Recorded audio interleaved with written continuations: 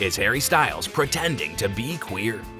Harry Styles' recent revelation of his sexuality has caused more of a stir than any of his elaborate shirts. In an interview with Better Homes and Gardens, he expressed his distaste for the outdated journalistic culture that expects him to share the specifics of his sexual life. "I've been pretty upfront with my pals, but that's my own experience. It's mine," he told the publication. To move in the direction of tolerance and openness where it doesn't matter and not having to label everyone, not having to specify what boxes you're checking, is essential. Instantly, Styles' remarks were met with criticism and support on social media. Some have defended his need for seclusion, saying he has every right to do so. Others pointed out his privilege as an outwardly straight man who embraced queer aesthetics by staying out of the conversation. Queerbaiting is a charge frequently leveled at him by his detractors. Hello everyone and welcome to another video on our channel. In today's video, we're going to discuss, is Harry Styles pretending to be queer? So stay tuned to find out. Now let's start our video.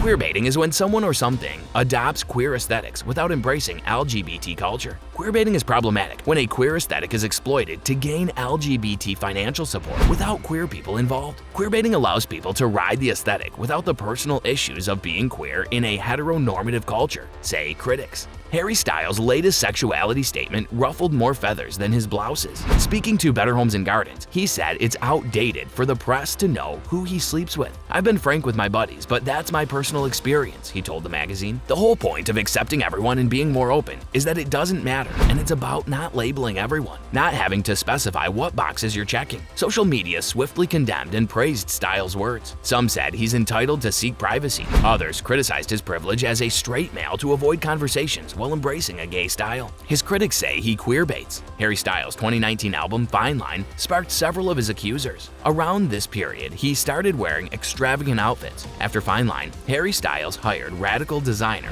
Harris Reed to make his tour and public event clothing. Reed designed a black suit with large shoulders and a white and pink skirt for a Vogue cover. Styles co-chaired the 2019 Met Gala with the theme, "What is Camp?" and said, "We're all a little queer." Styles' words have been criticized, although it's unclear if they're queerbaiting. The challenge for me in evaluating and accusing a person or organization of queerbaiting is that there is a significant difference between how we can and should engage with somebody's presentation of themselves and how a brand or corporate body may play with a queer possibility in commercial advertising or media. Bengry says, "I'm more comfortable accusing commercial and visual media of queerbaiting since they prioritize commercial motive. In celebrity culture, the barrier between a person and a brand blurs, and self-presentation becomes part of promoting oneself," he argues. He doesn't claim to be gay, merely not to discuss his identity in public. As much as this angers his opponents, it makes sense when he describes how stressed he was throughout the One Direction years. Queerness isn't just about sexuality, say others. Queerness includes gender non-conforming identities. Queer identity may be expressed through gender non-conforming styles that emphasize comfort. Styles said wearing Harris Reed's outfits is fun.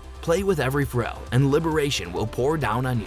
Vladimir Gubati, for ID, notes that Styles' attire and gender signifiers are not queer. If you're liking this content so far, please consider subscribing and liking the video. Now let's continue. Queerness has no designated look in expressing and becoming. It may feel that our gender nonconformity is hard-won, resulting from a persistent struggle against normalcy, not ours. Queer counterculture can't be captured. Gender and its signifiers have no realm, rulers, lawmakers, oaths, or allegiance, or price of entrance, he claims. Queerbaiting criticism of public personalities, rather than liberating queer people in groups, essentializes queer identity into a list of aesthetic and performed responsibilities. It pushes them to choose words that define or constrain their gender and sexuality experiences for us, their audience. It's a brutally comical inversion of what heterosexist society has mistakenly demanded of us, Gubadia says. Dr. Bengry, a queer history lecturer, says it's a misconception that queer expression is new. Sexual and gender diversity and fluidity span time, place, and culture. This historical fact of our queer past should encourage us to examine the potential of a queer present, in which people, whether celebrities or not, need not define themselves with the labels we choose for them. Someone who is possibly straight and uses the subversive potential of queerness to bring attention to oneself may also be potentially queer, or they may be something that doesn't match these labels, he explains. Jack Remington advises we stop accusing queer celebrants of queerbaiting. "I find people's fascination with Harry's sexuality weird. Let him live and focus on those attacking the LGBTQ community, not pulling it up," he says. Well, that's all for today's video. Tell us in the comment section how this one was. I hope that you found this video interesting. If you want to see more just like this, then please consider subscribing for more. And don't forget to provide us with your valuable feedback. We'll see you in the following video with some more notable celebrities, facts, and stories. And until then, stay tuned.